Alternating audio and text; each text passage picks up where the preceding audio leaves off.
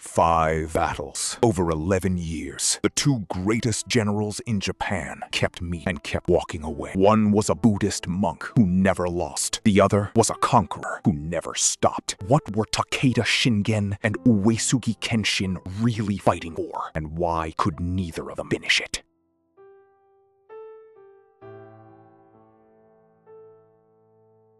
Five battles, 11 years, 0 decisive winners. The 2 greatest generals in Japan kept meeting and kept choosing not to finish it. Takeda Shingen was born in 1521 in Kai Province, the mountainous domain now known as Yamanashi Prefecture. He was the eldest son of a powerful daimyo, and his rise to power began with one of the most shocking acts in samurai history. In 1541, he expelled his own father and seized control of Kai. His father died in exile years later. Shingen never expressed regret. He had assessed the situation and acted. This was the essential Shingen, a man who calculated, decided, and moved with absolute commitment.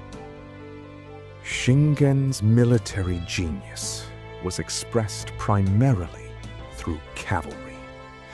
The Takeda cavalry were the finest in Japan, faster, better trained, and deployed with a tactical sophistication that routinely broke opponents before they could respond. His banner read Furin Kazan, wind, forest, fire, mountain. Taken from the military classic of Sun Tzu, swift as wind, silent as forest, fierce as fire, immovable as mountain. This was not poetry. It was an operational doctrine that Shingen applied with the precision of a craftsman.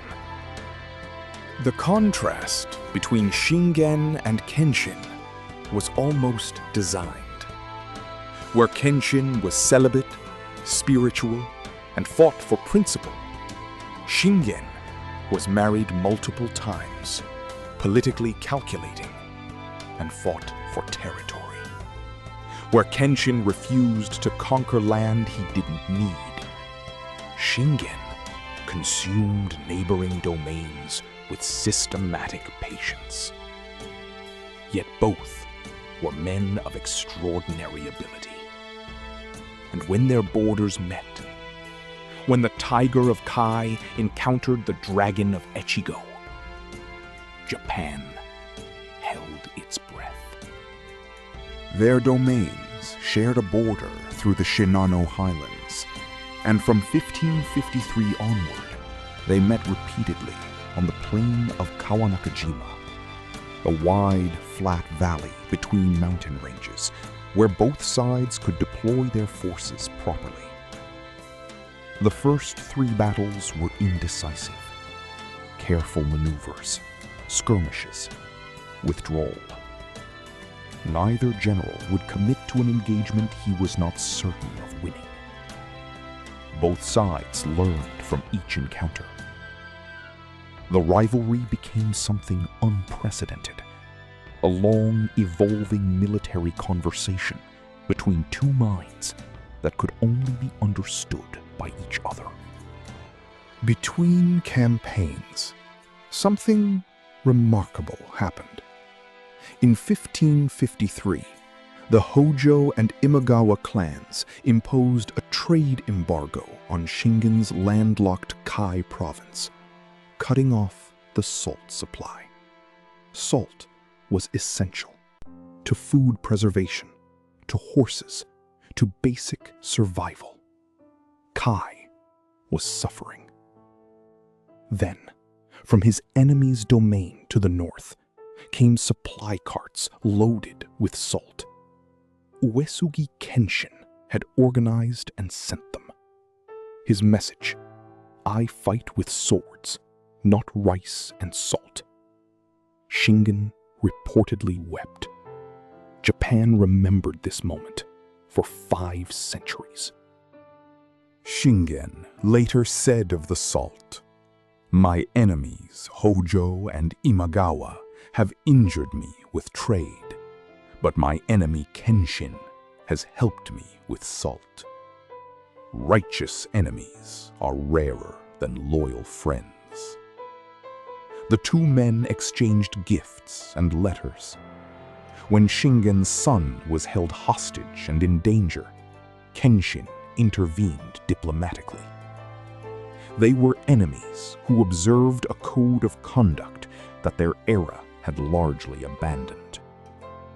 The rivalry operated at a level both men seemed to recognize was different from ordinary warfare, something almost sacred in its mutual respect.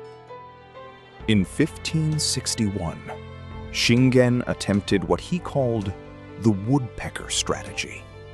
Divide his forces, send one column to flush Kenshin from his mountain stronghold, and wait with the main force on the Kawanakajima plain to destroy the enemy as they descended. It was a sophisticated plan. Kenshin anticipated it. He crossed the Chikuma River in the pre-dawn darkness and descended directly onto Shingen's command position before the flanking force could return. What followed became the most famous battle in samurai history. At dawn on September 10, 1561, the morning fog over Kawanakajima lifted and revealed Kenshin's entire army directly before Shingen's position. The flanking force was nowhere in sight. Shingen's army was outnumbered and had lost its tactical advantage in an instant. Then, Kenshin himself, in white Buddhist robes, on horseback, broke through the Takeda lines and reached Shingen. He raised his sword. Shingen was sitting in his command position. He had no sword drawn. He had only his iron war fan. The moment has been depicted in Japanese art for 5 centuries. Kenshin's sword descending toward Shingen's head, Shingen blocking with the tessen, the iron war fan 3 times. A Takeda spearman finally driving Kenshin's horse back. The 2 greatest generals in Japan had touched each other. Shingen was later found to have 7 wounds on his forearm from that encounter, wounds from blocking. He had faced his enemy unarmed and survived using only a folded piece of iron. The accounts say he bore the wounds with visible satisfaction. The 4th Battle of Kawanakajima was the bloodiest day of the Sengoku period. Shingen lost his beloved younger brother and 2 of his senior generals.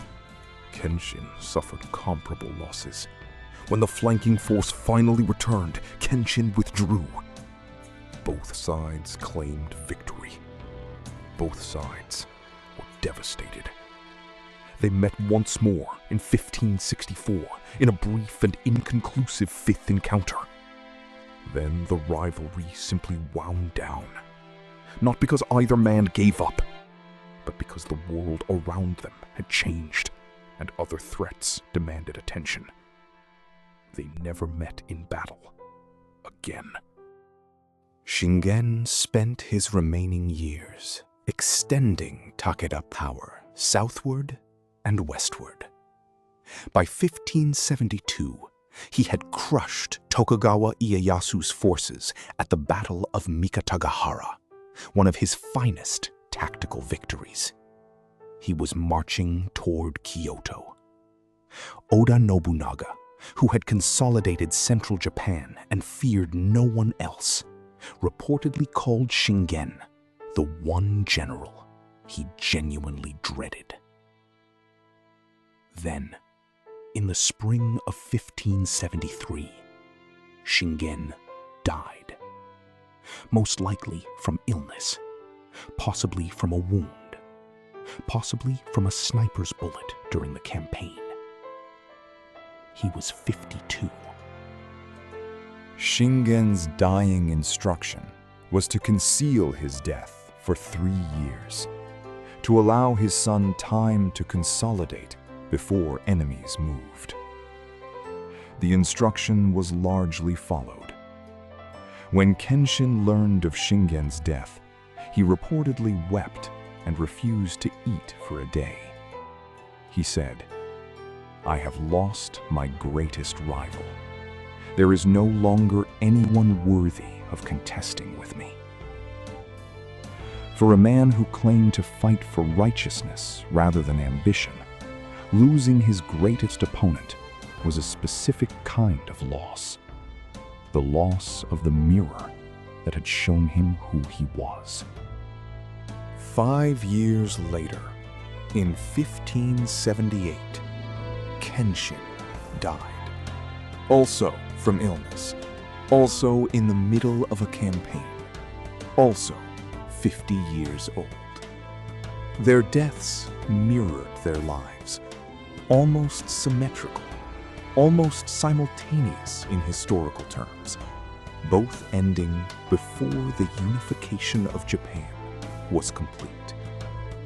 Nobunaga, who had feared both of them, outlived both, and then was himself killed at Honnoji in 1582.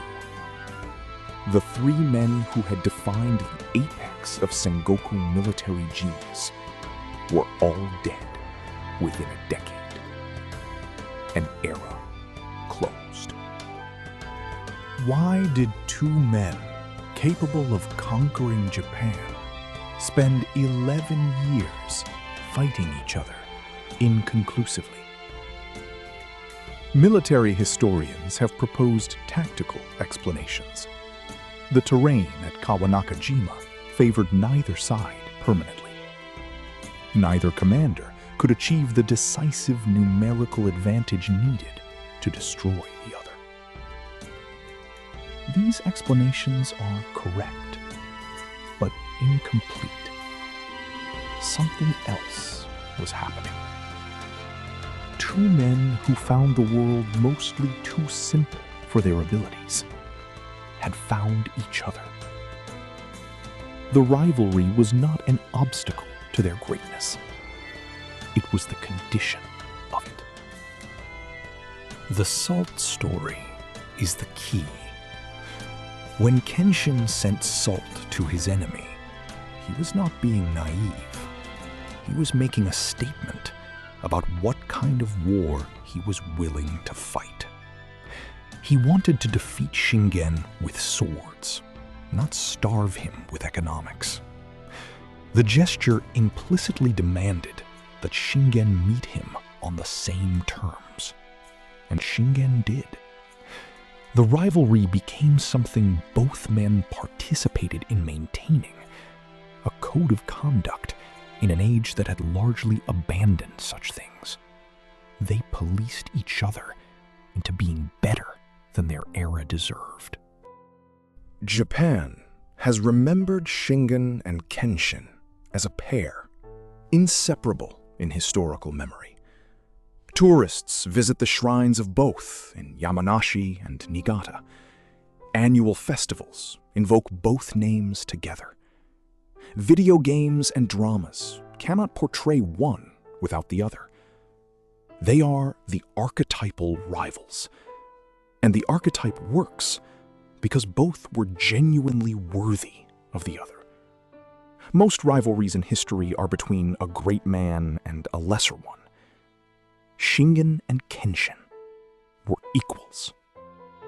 That is why the story has lasted.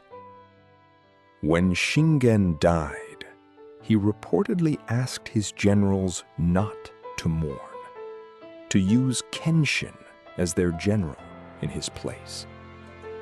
Kenshin is a man of principle, he said. If you approach him rightly, he will help you. This was his final assessment of the man who had been his enemy for 2 decades. It was the most complete compliment available in their world. The acknowledgement that the opponent was not just skilled, but trustworthy. Two men who had tried to destroy each other and ended as each other's most reliable reference. Next time on Samurai Chronicles. Before Nobunaga, before Hideyoshi, before Ieyasu, a warrior from a destroyed clan transformed Japan forever. Minamoto Yoritomo created the shogunate and gave warriors the right to rule. How one man's ambition built a system that lasted 7 centuries. If the rivalry of Shingen and Kenshin, two men who made each other great by refusing to defeat each other cheaply, stayed with you, subscribe for new episodes every week. Japan's greatest stories are never simple.